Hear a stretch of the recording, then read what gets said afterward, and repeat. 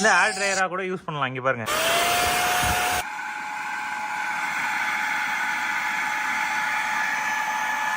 இல்லை 1/2 நிமிஷம் கூட எடுத்துக்கல. இது ஃபுல்லாக வந்து காற்றடிக்கும்.